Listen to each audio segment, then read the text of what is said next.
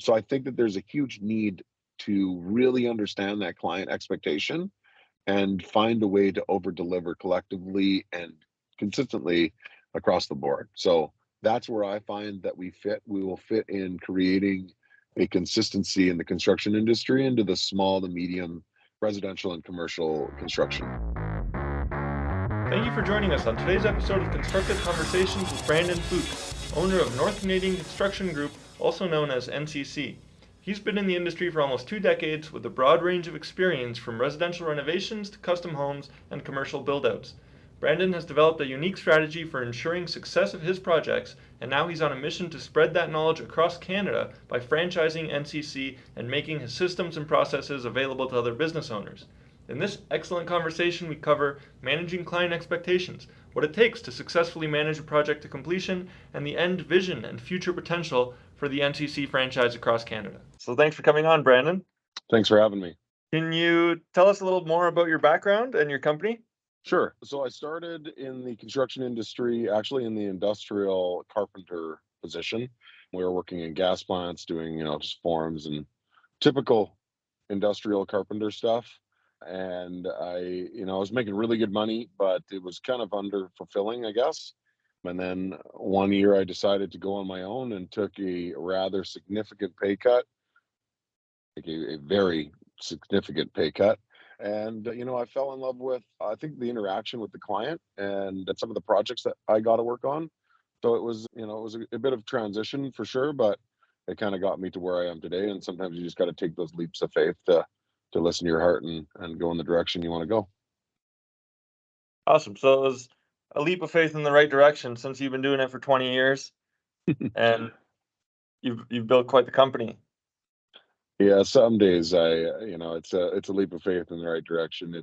It's challenging. The construction industry is not, it's not black and white. It's not just that simple where you can just decide one day you're going to do something and do it. There is a lot that comes with it, and a lot of it you learn on the fly. And I think I've learned a lot of my success and my solutions through failure. I would try something, it didn't work, and I would have to try something different. And you just hope that you can win more than you can lose in this industry. And it does come down to skill and ability for sure. Like you need to have a skill and ability, but it's understanding what that skill and ability truly is. And everybody has a different skill. For example, yourself, you'll be a finishing carpenter, and so those skills and abilities are very refined. Whereas I'm, a project manager or a franchise owner. And so my skills are a lot different than yours, even though they're in the same industry, they're just a little bit different. So really understanding, what your skill and ability is and kind of stepping into that role. And that took me several years to figure out who I was. Okay, yeah. So you're focused in on what you're good at and your skill and ability, like you said, and you've gone through the years and learned the expensive lessons, right? The ones where you learn from failure. And really, in this industry, there's no standardized training or accreditation like a lawyer where you're going to go and learn everything you need to know. So that's really the only way to do it. Yeah, you got to try one thing, doesn't work, do something different. I learned very quickly that my skill and ability was people. I have a really unique ability of connecting with people. I manage a lot of projects still today, and I have a unique ability of understanding my client, their expectations, and delivering and over delivering on those expectations. You really have to start listening to your clients a little bit, but you also have to listen to yourself because this isn't just a one-sided transaction. There's a transaction in construction that revolves around your pride. We take great pride in the work that we're doing, and the client has high expectations on the work they're receiving. And so there's got to be this universal connection between the client, yourself, and the subcontractors and the suppliers so that everybody's kind of getting that fulfillment. Even though the client's the end user, there's still a process of being happy when you're at work. And so I've learned that I have a really good ability of bringing all those components together. And this is why I kind of created the franchise process. Okay, I really like that. So you're saying that to achieve the outcome that's for the customer, that depends on everyone, all the participants along the path, being happy to come to work and being engaged, and that's part of what leads to the end result.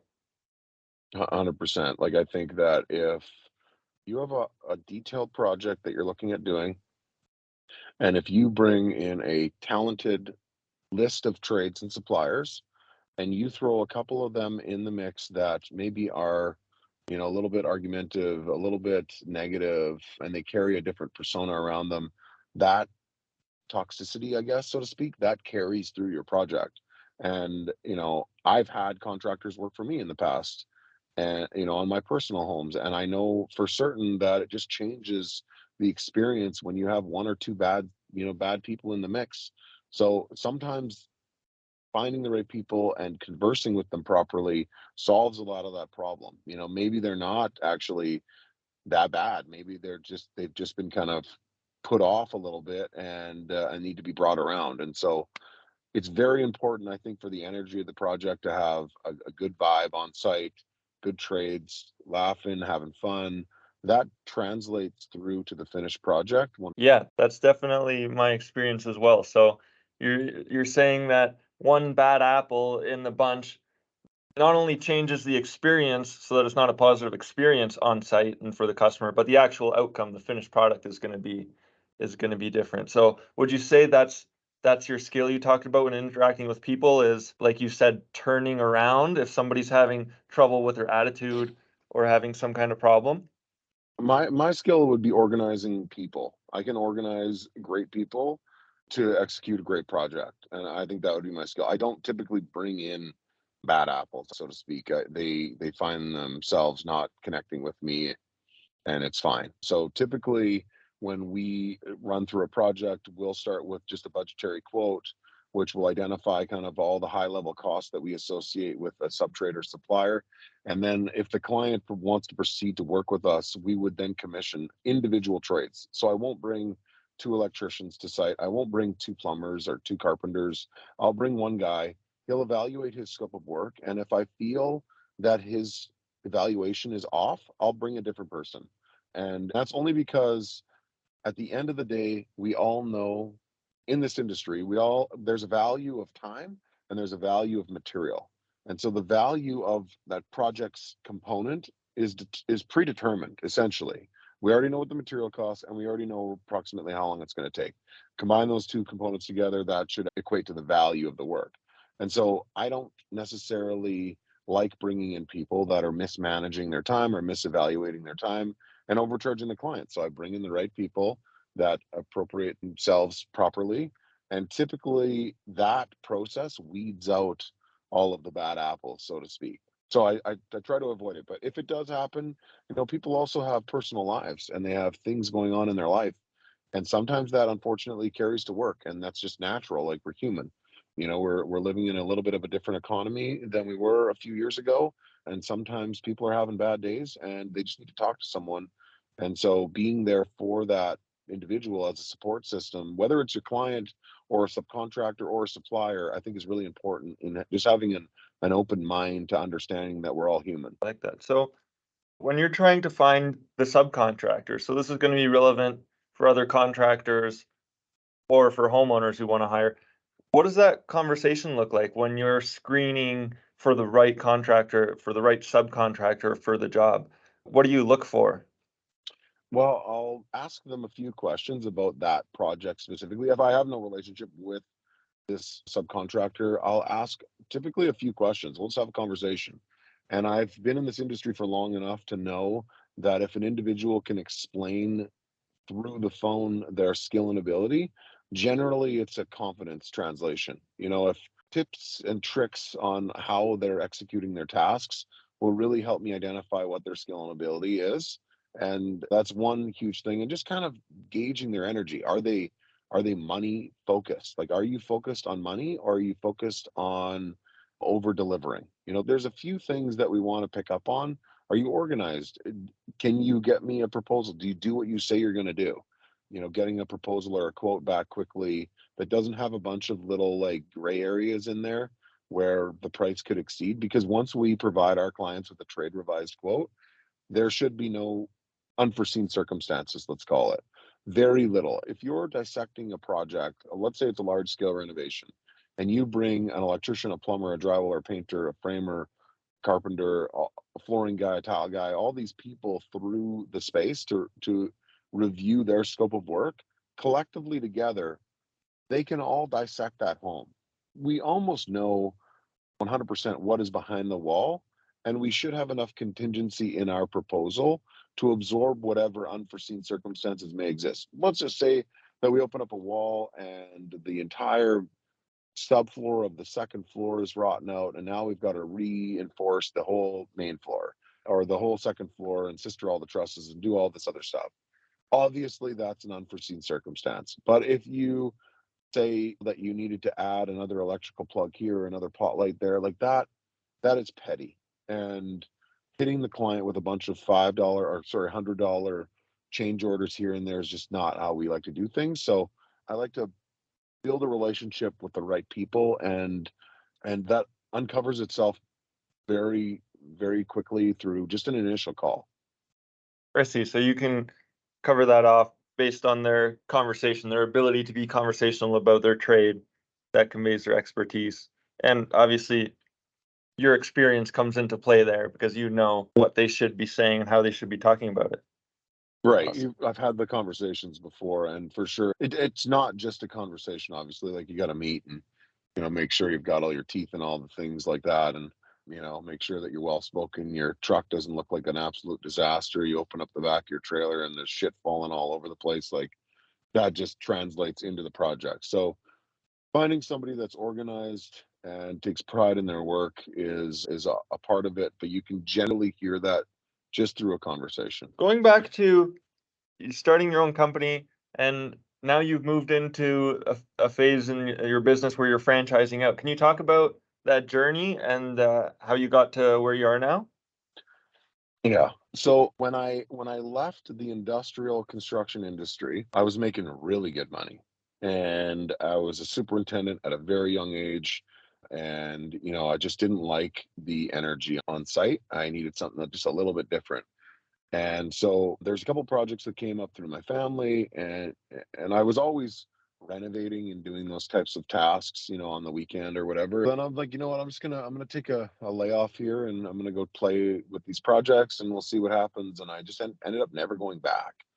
But I learned a lot. I wanted to provide an A level service, and I was only finding, I guess, B level clients. And so it was very discouraging, going to work, doing these projects. And even today, like I want to deliver a high level project for a high level client that has high expectations. And sometimes you just don't find all of them at the right time. And so when I was going through that process, when I initially started, I found myself struggling a little bit with trying to find a way to manage the expectations of my clients as they were all just a little bit different. And I came into a business called Superior Garage. It's a garage customization company, and I ran that business alongside my construction business for probably about 7 years. And that company taught me how to manage high profile clients' expectations weekly. We were executing about 12 garages a week, and there was a quick turnover. So you're looking at lots of projects, you're doing the job, you're completing the project, you're getting paid. So that transaction of that high level client was happening so frequently that I noticed similarities in the construction industry and things that I could change with my business in the construction industry that would be more aligned with what we were doing in the garage industry. And then there was this transition in time where I was like, you know what, we're really good at construction. We're not telling anyone that we're doing this. We're just going to start telling some people. We're going to tell some people. We'll see what happened. And we exploded. As soon as we started sharing that our experience was, expectation focused. We were focused on over exceeding expectations. And so that whole process of managing those multiple conversations weekly, monthly, daily with high profile clients with garages really translated into the construction industry.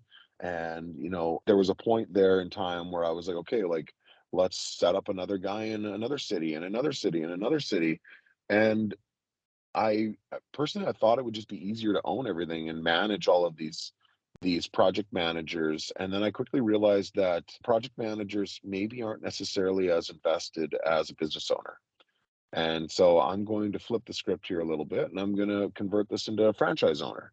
And so the reason I went down the franchise owner opportunity or path was because I wanted to share my life experiences that I learned along the way to fast track somebody that was getting into the construction industry.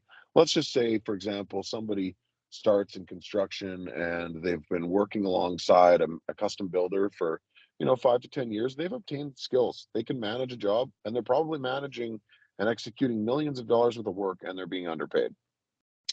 And at some point, that individual may consider going on his own.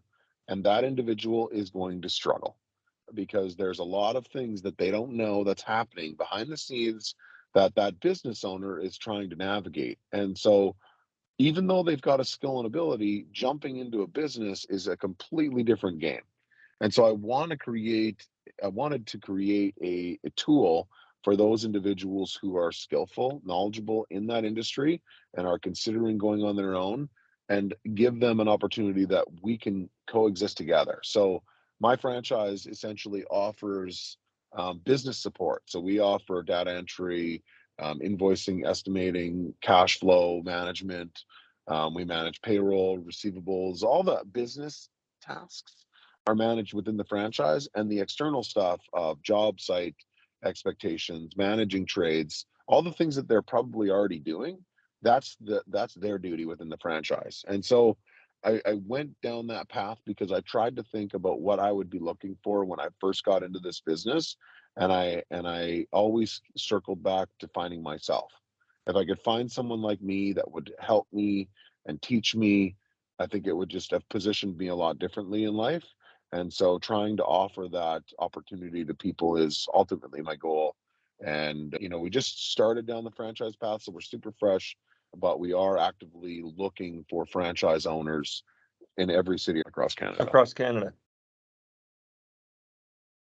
What you realized is in order to expand, the best way to do that is to have a business owner who's personally invested, committed to the growth of the business. And so the ideal avatar is a project manager, a new small business owner who has the hard skills. Then you can take them and put them into your system where they have all the support of the back end of the business, of all the areas that they're not skilled at that they're going to need to know to run the business.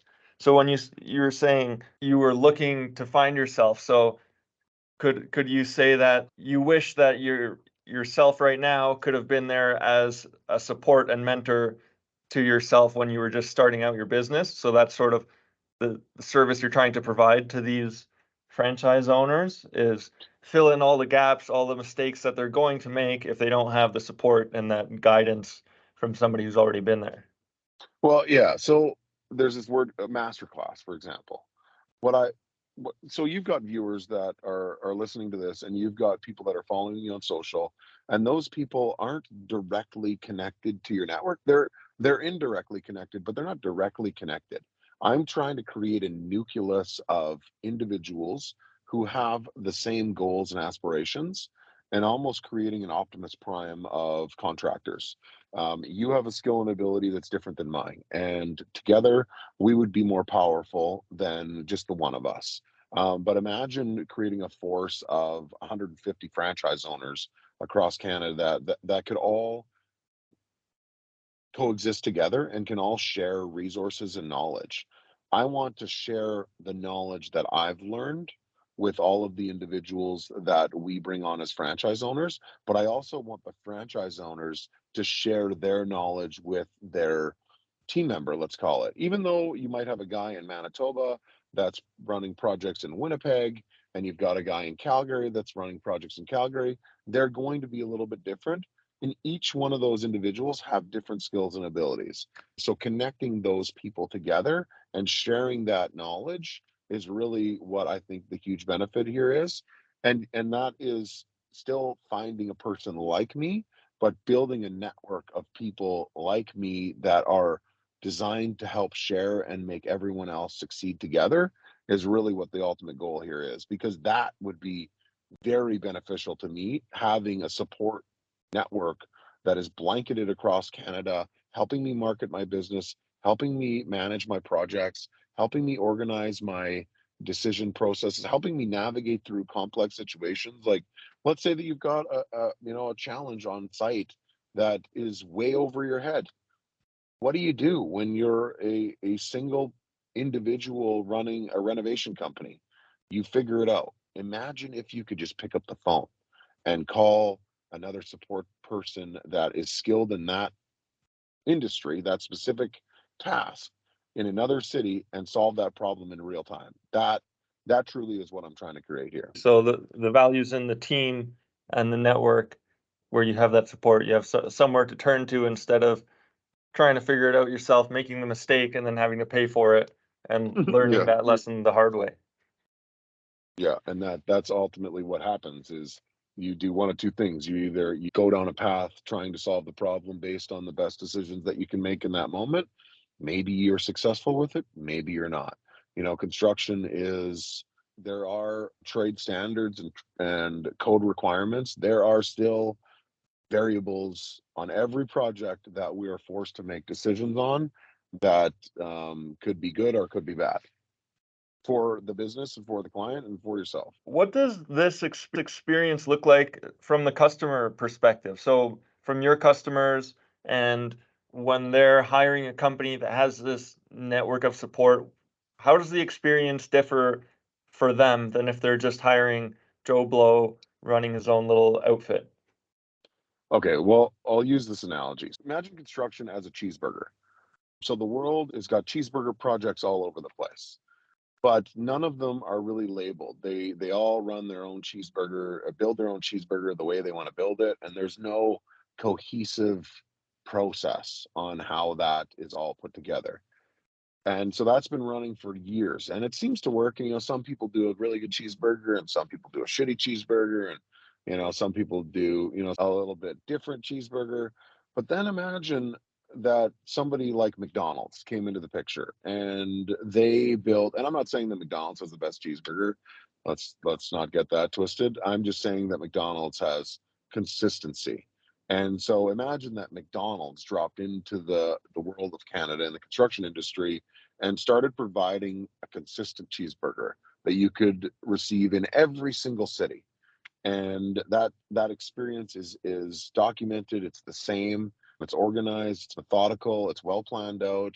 And so, from a client's perspective, whether or not our customer lives in Calgary, Toronto, Vancouver, Manitoba, or if they've got associates in those other cities, they can refer that contractor in that city because they know that that experience is going to be very similar. And so, from a client's perspective, I think that it's very beneficial for them because they will we're here to focus we're focused on exceeding customer expectation, but we're also focused on ensuring that we can manage our own expectation and manage our subtrades expectation, our suppliers expectation, and also the people in the country. We also are part of a lot of nonprofit activations, and so that kind of brings the whole country together. And so, from a customer's perspective, although they might just have a small little renovation project or an addition or a build or whatever it might be, that project still is a component of the success of all of the other locations. And so we are focused on exceeding their expectation and we're focused on providing them with a consistent process across the board in every city. And so in comparison to other companies that are focused on one little task, they're focused on one little job, they don't have the resources that we will have to navigate through complex challenges. We will have a better nucleus of support for our clients, our trades, and the individuals who are executing the projects. So, from a client's perspective, when you've got happy juju on site, so to speak, your project will ooze that happy juju. And then they end up with a product that they're a lot happier with. So, basically, with that model, I could be living in Edmonton and I have North Canadian Construction Group did a custom home or they did a major reno for me. Now my job changes and I'm moving to BC. I could say I'm going to hire them here in Vancouver and I'm going to get the same home renovation, or I already know that I'm going to get the custom home. It's going to be the same experience. They're once again going to exceed my expectations. And then I can call up my cousin in Toronto and say, hey, if you need to do a big reno, call North Canadian Construction Group. This was my experience, and they're going to have the same experience in Toronto than I had in Edmonton or in BC. Yeah, Is that and that's the theory, right? But we all still are running this with people. So there are people that are managing these projects, and the people ultimately are the ones executing the experience. But what is going to be consistent is our estimating process, our invoicing process, our data control process, and our site execution plan. All of those tasks will be the same in every city. The person executing it will be the difference. And in some places, we'll have different people that are managing things differently, and we're going to collectively try to coach them so that we're all on the same field. That's the goal, is to make sure that we get everyone to walk the same, think the same, talk the same, act the same. And these are just things that we've learned and things that we'll continue to learn over the next decade on what we need to do to over exceed our clients' expectations. that's comparable to going into McDonald's? You're getting the same cheeseburger, but there's somebody different serving it to you. They're going to greet you differently at different stores. There's different people behind the counter, but at the end of the day, you're getting the same cheeseburger wherever you go. Yeah, and here's the thing, McDonald's has it figured out. Like, I don't think you would get greeted differently at the restaurant if you pulled up in one city or another. I think the personality might be a little bit different, but I think they've got it figured out right down to the greeting on how that needs to be done. And honestly, I do too. I have that experience figured out right down to the T on how we need to approach our clients, navigate situations, who's right for us, who's wrong for us. And so those things, all of those little things are important elements in creating a customer experience and making sure that you're working for the right people. So, do you have a training system in place to get that sort of standardized messaging? What does that look like for somebody who wants to be a franchisee when they're starting out? Well, right now the franchise buy-in is $30,000. So it is very undervalued, and it will be reevaluated once we get to probably about 10 franchisees. And with our franchise, we've got all of these great ideas, training modules and, opportunities to help, improve yourself, but all that comes with cash. So we need to build this business together. Once we're at, let's say 150 franchise owners, the resources are going to be exponentially different than they are right now in the infant stages of this franchise expansion. So for the first 10 people that are getting in, they're jumping into an opportunity that will position them in a really good position. The people for the next 10, 20 to 30 to 40 franchise owners, the buy-in's probably going to be closer to 100 grand. And that's only because the seat that you're buying into is already more established, more organized, and has a lot of those detailed training modules. I have loose organization of several little tiers that we're going to be providing, but the concept of what we're doing is all established. And so we don't necessarily have all of those components organized at the moment because they have to evolve themselves. Those first 10 franchise owners are going to be components that are going to be building those training modules collectively together. We're going to be kind of working together. And the idea is that wherever we go, we all go together. And so building that into the franchise right up front. Like, I'm not going to create a system and just authoritate this is how it's going to be. I have an idea of how I believe it's been successful for me. And I believe that this would be beneficial for many more. And so collectively, when we find similar mindseted people that join our franchise, there will be a point where we'll start organizing those thoughts collectively and building those systems collectively. Because, I might find a guy like yourself in Ontario that has a few little tips and tricks that might be more beneficial to incorporate in that training process that I definitely don't want to discredit. And I want to include that in the development of this because I'm just trying to make all of the franchise owners the most successful version of themselves. And that will take a collective mind to do it.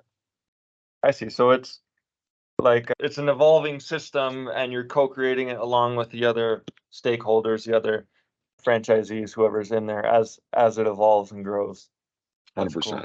You talked a little bit about it. What's the vision for your company? What does the future look like? Well, there's this big gap between like large scale contractor, like PCL basically owns the large commercial projects and they're everywhere. Their name is well established, they're well known, but there's this huge gap. And back to the cheeseburger thing, there's this huge gap of people making cheeseburgers or doing large scale renovations and custom builds and commercial, build outs. There's all these people that are doing this everywhere and there's no consistency. There's nothing. Everybody ultimately gets there because designers and architects create beautiful spaces and we work alongside these intelligent people and these creative individuals and bring their things to life, but the process for the client is always different. If you ask a client that has, actively pursued several projects, they will be confused with all of their quotes. Everybody sends a quote differently. Everybody talks about their projects differently. Everybody's doing things differently. Nobody's doing things consistently.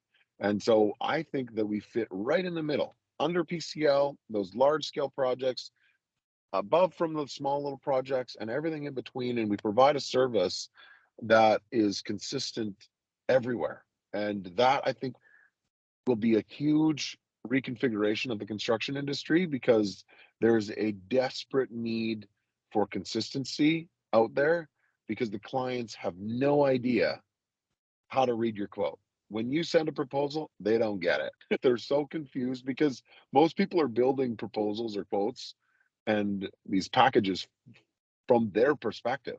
They don't have the ability to resourcefully gauge a larger audience and find out really what does a client want to see? What does a client want to feel and experience through that process?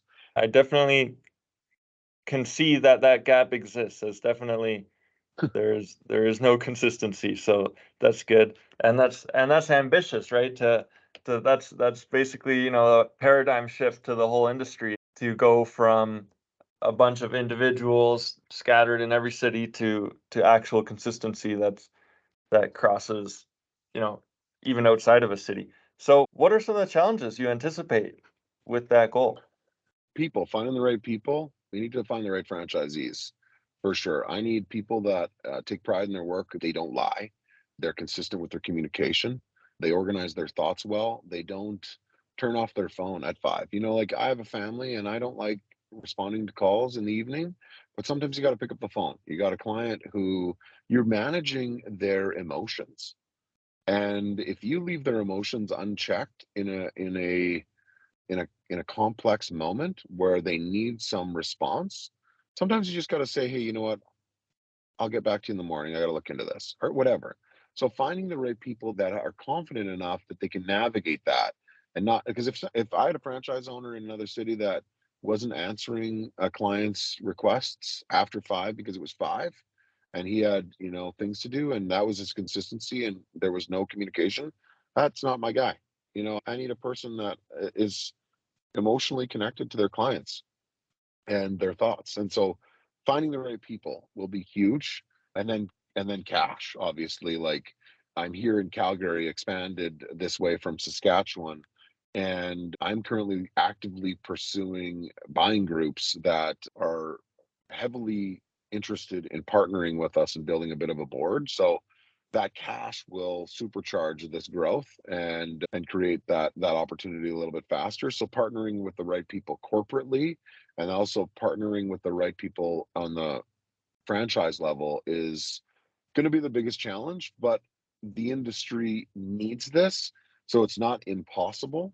It's all about checking off those boxes one after the other. So I think those are going to be my two biggest hurdles: finding the right franchise owners and finding the right board directors and investors to help bring this all together. Do you have an idea of where you find that type of person? Like, are they young guys? Where does that person live? Where are you gonna find them?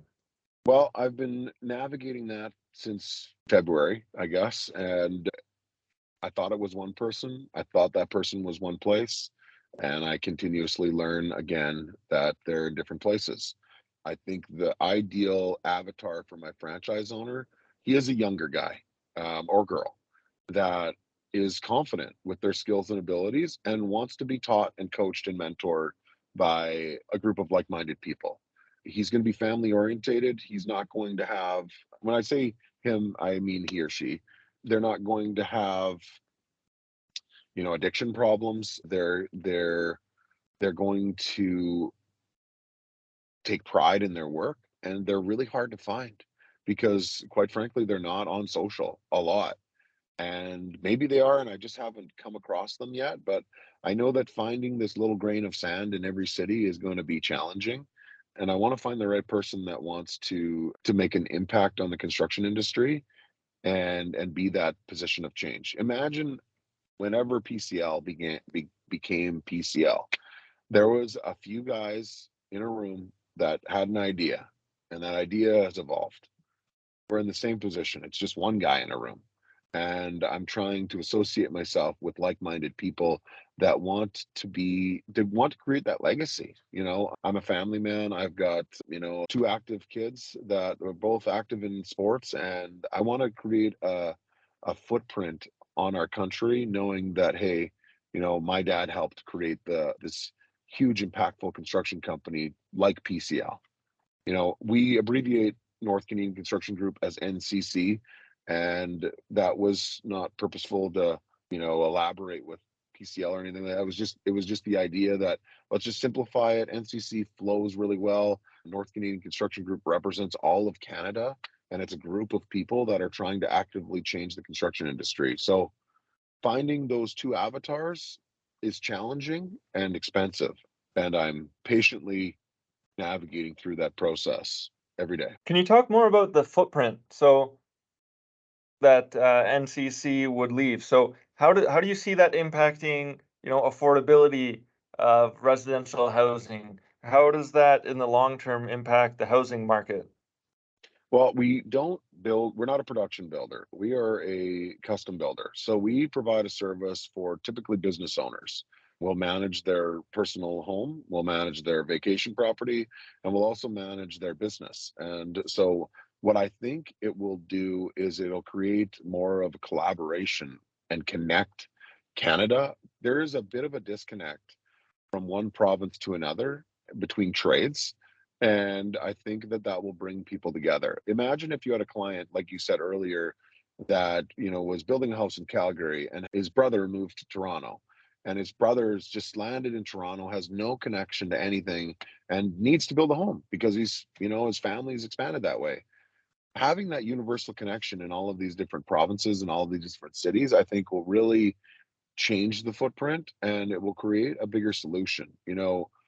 There's a lot of times, and I keep referring to PCL just because PCL has done a great job of building a brand, and they deliver, a great product at the end of the day, and it works for a lot of people that use them.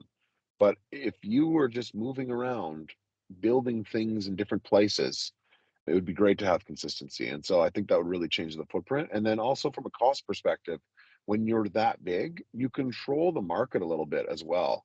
So we will have the ability at some point where we'll be controlling the costs of, furnaces or air conditioners or plumbing fixtures or some building materials, because we're going to have that buying power that's going to be universally connected across Canada. So those are components that I foresee coming in the near future, like later future.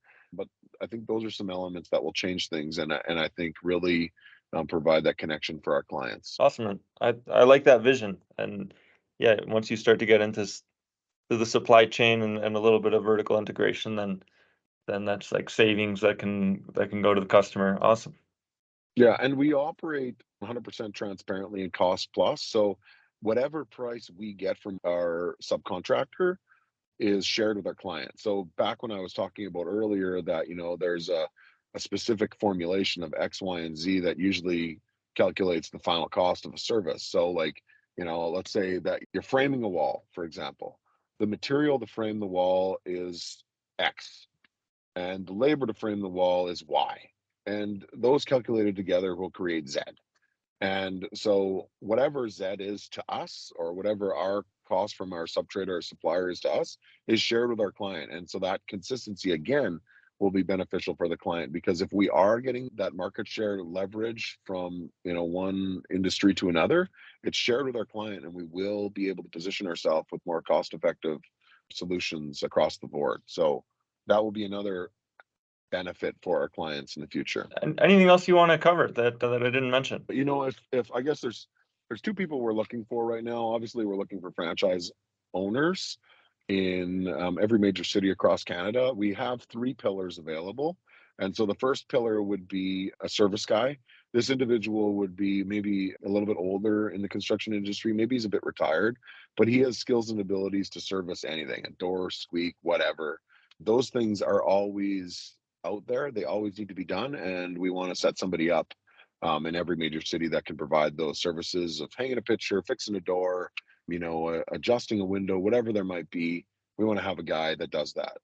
The other person that we're looking for is somebody that can manage large scale renovations and custom builds. So that individual would come with a plethora of knowledge in that industry, and so finding that person is going to be key. That's going to be a very important individual. And then the other person that we're going to be looking for is somebody that is skilled within the commercial build out. Somebody that could build a small private little restaurant or a coffee shop or a salon or an office space or dental office, medical office. So somebody that has skills and abilities within the commercial industry. So in every major city, we will theoretically have three franchise owners helping execute projects like that. So I'm looking for those three individuals in every city. And then from the corporate perspective, I'm looking for individuals that want to invest in this. Somebody that has a diverse skill and ability within marketing, within accounting, within business relationships, and finding a board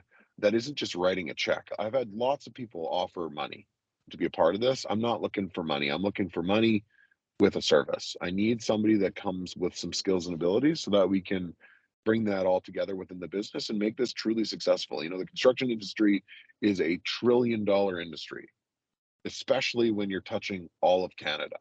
So finding the right people that will help bring this together is really what I'm looking for. And they can find me anywhere on social or online. If you just Google Brandon Fuchs or North Canadian Construction Group, some way, shape, or form, you will find me. And if you can have a conversation with me, then that could create some opportunity for you. That's great. And we'll put your website and social media links in the show notes. So those will be there if anybody wants to click on that. Awesome. Well, Brandon, it was great to have you. Thanks for coming on the show. No, I appreciate it. I appreciate the opportunity to get in front of your network. And, this is a great podcast. I've done a lot of different podcasts, but, generally the podcasts that I'm on are about business. And so having one that's, focused on construction, I think is needed. And so thanks for putting this all together. Yeah, well, I like your message, and hopefully somebody listening is resonating with what you just said, then they can reach out. And if they're looking for that opportunity to have the system in place so they can do what they love doing and what they're good at and have the rest of the business taken care of. That sounds like a really great opportunity. That's great. So yeah, thanks again. It's great to have you. I appreciate the support. Enjoy your day. Awesome. Thanks.